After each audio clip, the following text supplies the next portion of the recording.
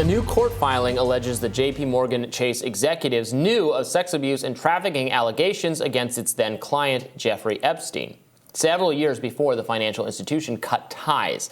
That's according to a new report from CNN. Now, this complaint also reveals that as early as 2006, the bank's executives were aware of Jeffrey Epstein's alleged payments to his young victims. And what's more, reportedly bank officials later joked that he was a sugar daddy to girls, which is disgusting. Yeah, this is wild. Underage girls. So keep in mind this timeline here, which you were helping me to figure out before we started this segment, that they started investigating him in 2005. This JPMorgan rapid response team raised red flags as early as 2006 that Epstein was making these withdrawals of tens of thousands of dollars, $40,000, $80,000, several times each month, totaling $750,000 in a given year.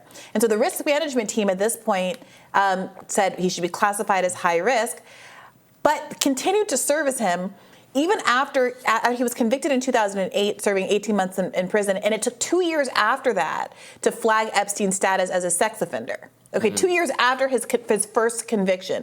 Then he remained a JPMorgan client until 2013. That's a 2008 conviction, 2013 gap. Okay.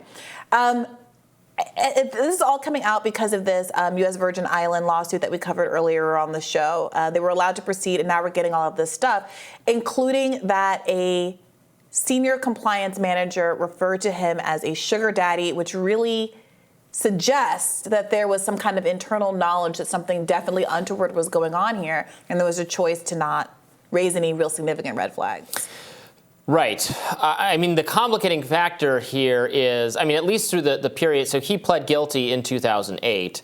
I don't know. People might disagree with this. I think what steps a bank is supposed to take, we've objected to financial institutions effectively unpersoning people based on mere accusations especially for ideological reasons. This obviously is actual crimes, but you are presumed innocent until proven guilty. You're entitled to due process. I don't think I would say necessarily that I would want the bank to act while he is merely under investigation or even merely being prosecuted. Maybe some kind of suspension or something is at the point of prosecution is called for. But if they wait to cut ties until after he is shown to be guilty, I think I would understand that. Now, it is totally discordant with the norms that we've been criticizing lately, with people being thrown out of financial institutions.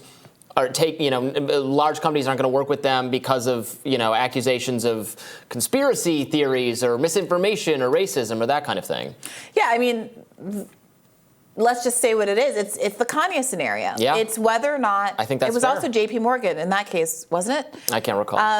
Who cut ties with Kanye West over his anti-Semitic comments.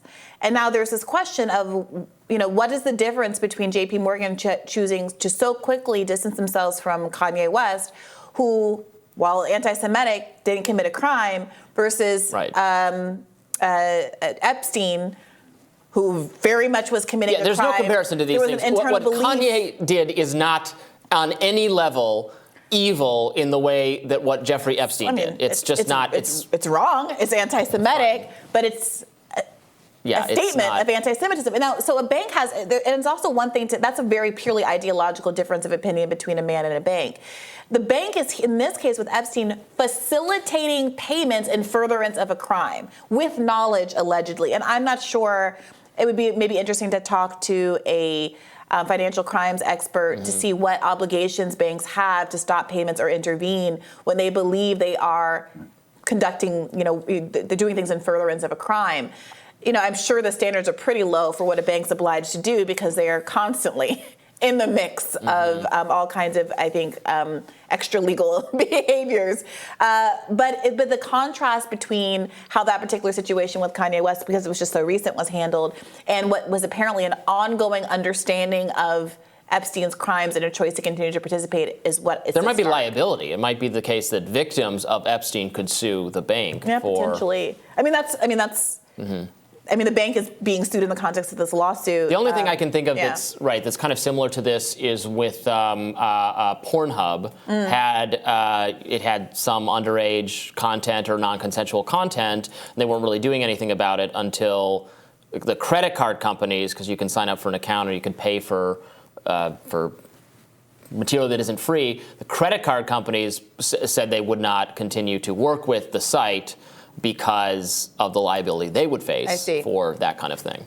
Yeah, and those are, people making kind of financial decisions and markets working the way that they do to limit liability. But this U.S. Virgin Islands case stands to, I think, be very revealing in a lot of respects. I think there's been a lack of satisfaction in how the Epstein saga kind of came to a close because of the way he died and the inability to kind of play the case out the way that we had with Ghislaine Maxwell at the very least. And there was I remember us discussing it, and it was very disgusting. The things it was a JPMorgan employee, was it not, who was making comments about revealing a deep friendship with Epstein and a level of hinting at a level of knowledge of the kind of things Epstein was up to that was absolutely disgusting. Yeah. There's been, I think, 4 bankers that have been subpoenaed in this case. I can't imagine that we're not going to be able to continue to cover this in really substantive and interesting ways as we know more.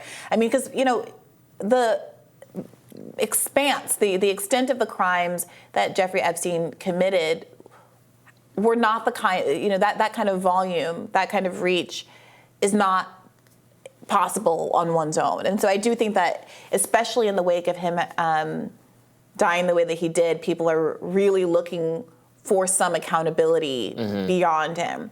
And it's looking like it's coming, and it's looking like these kind of financial institutions are not going to be able to evade some kind of responsibility, if only in the public eye. So we will definitely continue to look at this story and cover that. Yeah, it's and of course there's the whole Bill Gates element to it, that Bill Gates continued to be interested in perhaps doing business with Jeffrey Epstein well beyond the point. Again, it's one thing before anyone knows, but he's having conversations, emails that have been revealed, caution, his ex-wife now, Melinda Gates, urging caution, a desire to potentially have a continued relationship with Epstein even after the period in which he pled guilty for involvement in sex crimes with minors. Yeah. That seems at the very least, the point at which one cuts social ties, if not financial ties that maybe put your entire company at risk of prosecution or criminal liability or civil liability or any of those things. Yeah, I think the banker that we were talking about before, by the way, so this lawsuit was filed by an unidentified woman. We don't know who she is, but it has been focused on this Jess Staley, a banker who ran JPMorgan's private bank. And I think some of the conversations we're talking about were these emails about Disney characters that might have been code names but seemed inappropriate and vague and weird. So if you haven't watched that segment, go back and watch us discuss the last revelations from this Virgin Islands case, and we'll continue to follow it. Tomorrow on Rising, of course, we'll have guest host Jason Nichols and Inez Stetman. They will be here for a fun new Friday pairing. I'm excited to look at that. Be sure to like, share, and subscribe so you never miss any content. And for those of you who like to listen while on the go, we're now available anywhere you can hear podcasts, and we'll see you next week. Bye-bye. Bye-bye.